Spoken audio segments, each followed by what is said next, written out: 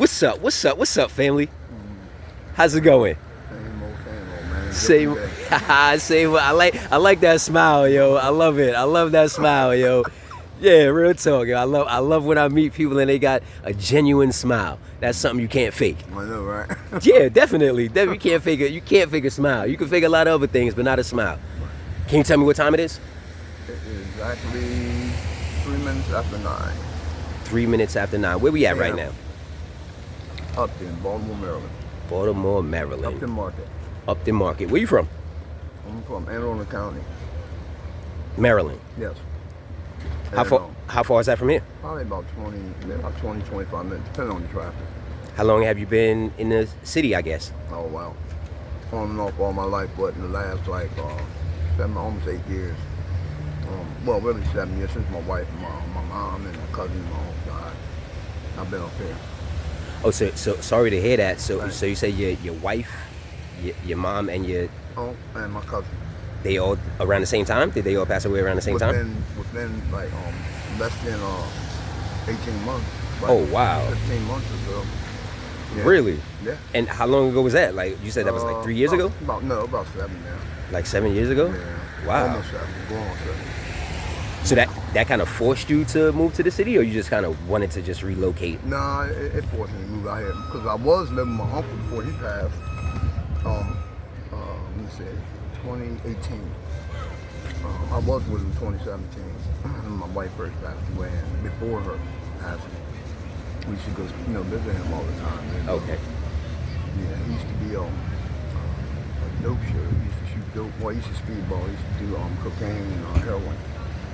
Together? Yeah. Yeah. When did you first start doing that? No, him. Oh, not he me. did that. Your uncle Yeah, did that. I never shot dope, ever. Oh, really? Yeah, I just, I sniff, I do a little $6 a day, most of the time 3, or 5, 6, whatever, the pill cost. But most of the time I'm buy trades or whatever. And I've been using on and off since my wife passed, or right before. Since when? Right before my wife passed away. Oh, really? Yeah. Is that when you first started using? Yeah, using heroin, yeah, regularly.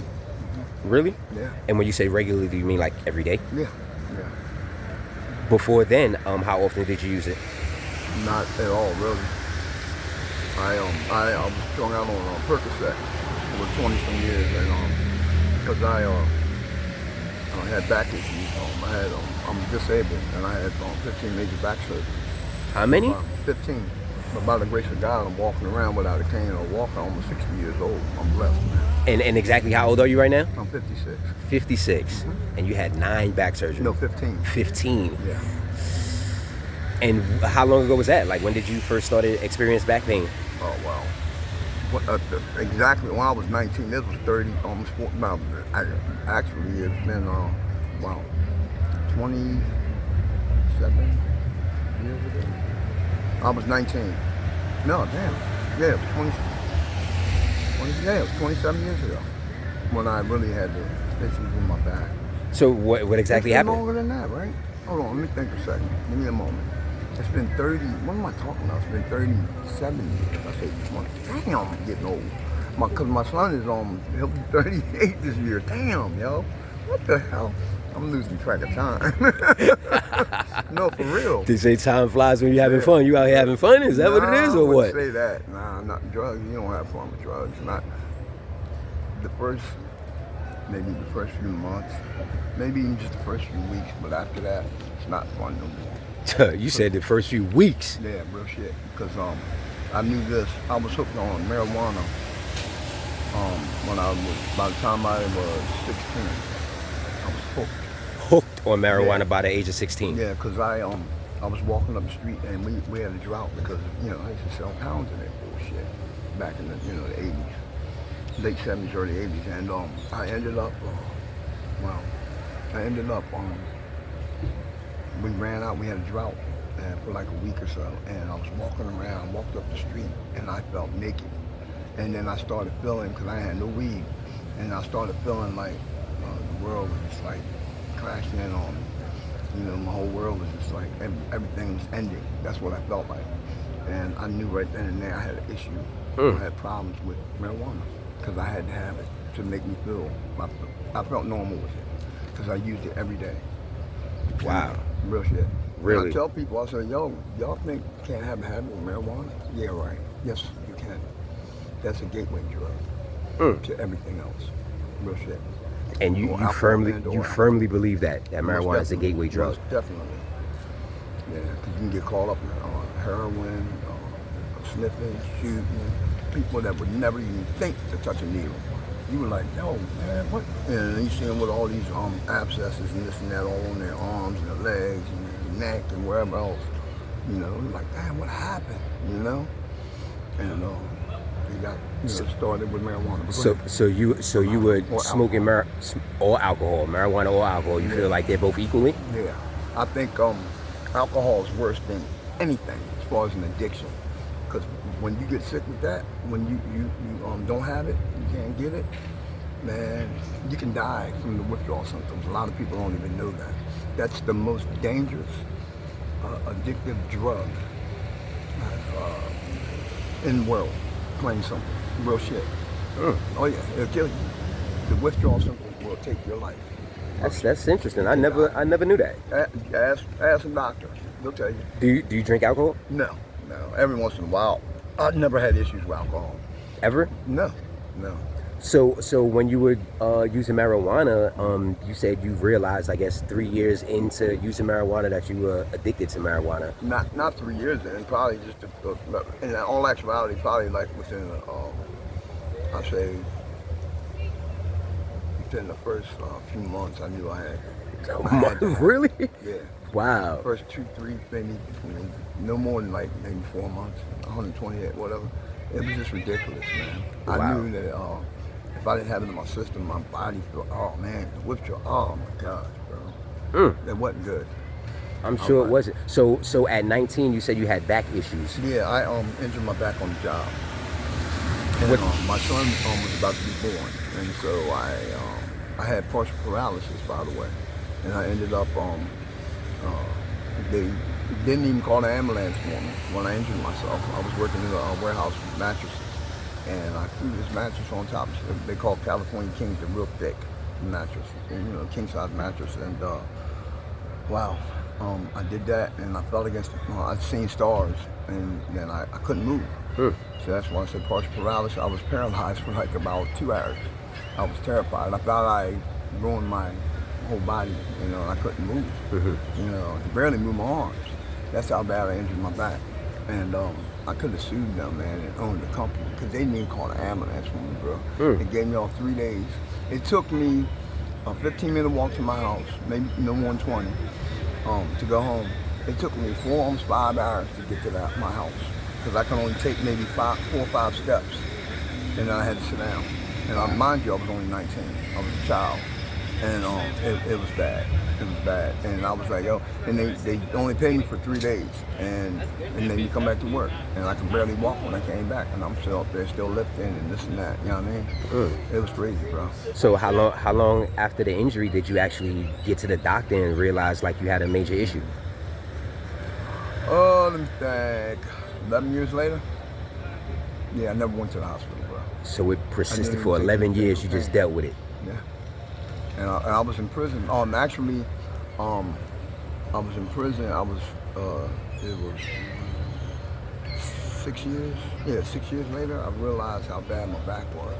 And I was in prison because I woke up. You wake up in prison and, because all it is concrete, steel, and, brick, whatever, and that metal and this and that. And then the weather like this, oh my gosh, bro.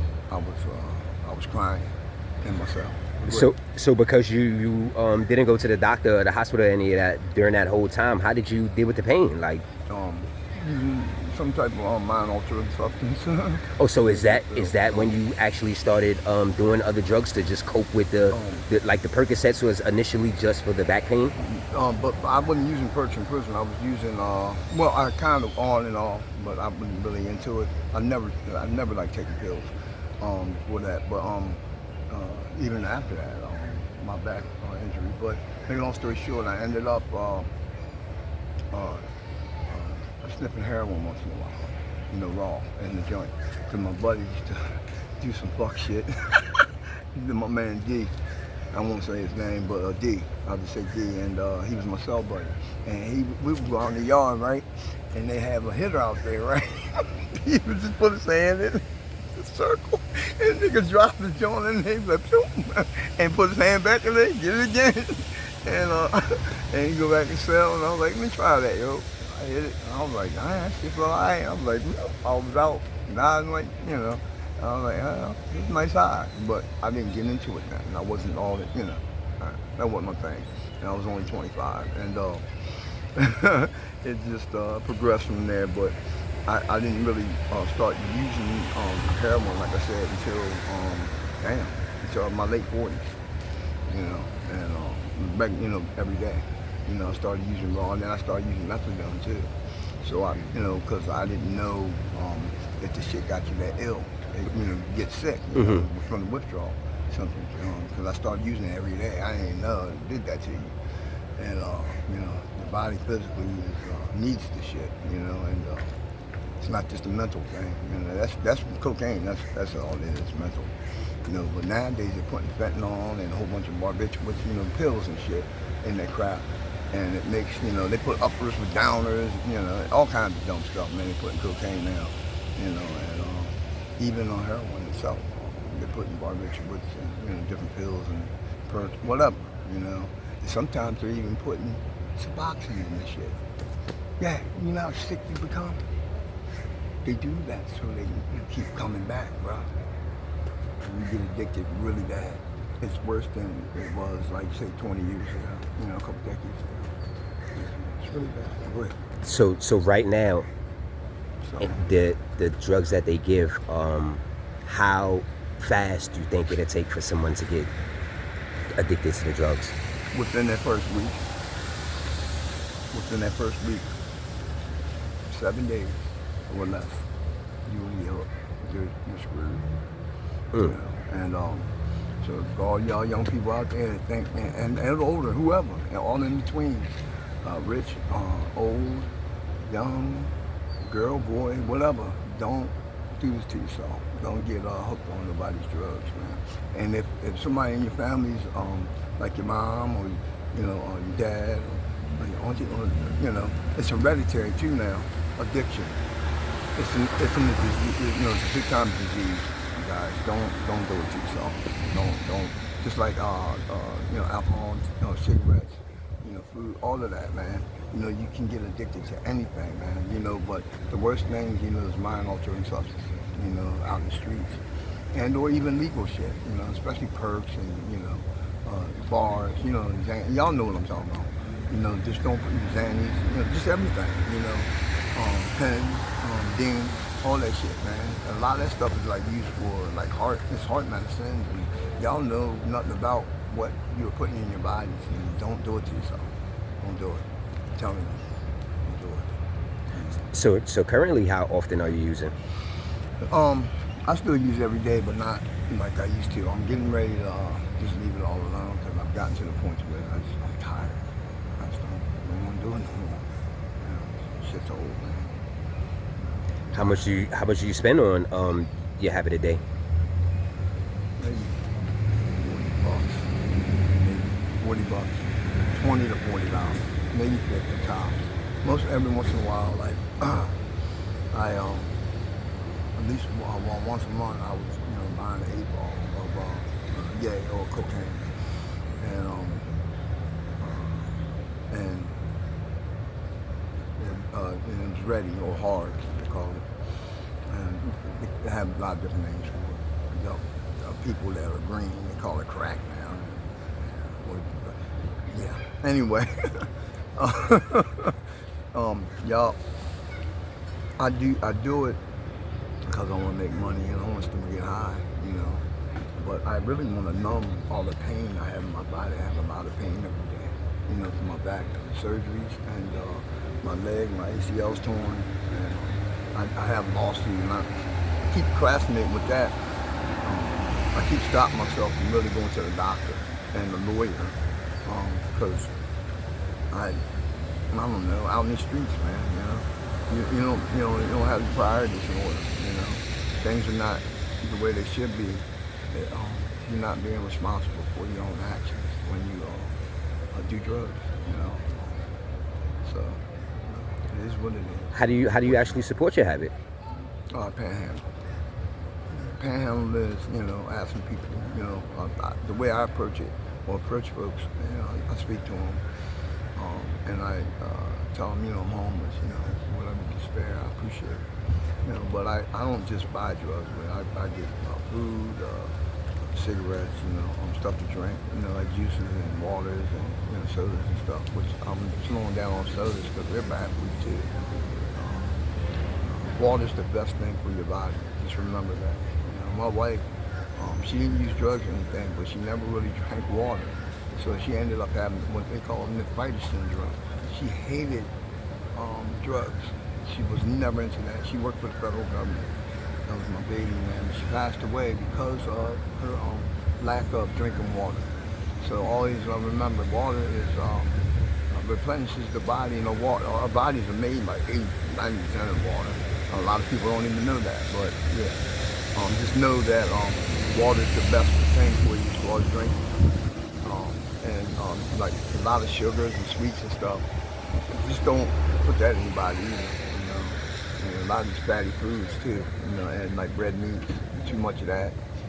Too much of anything is too bad. It's bad for you.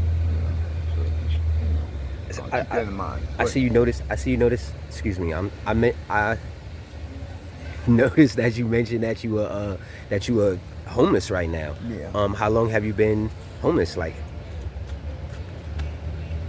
I've been sleeping in the streets probably in the last 3 years.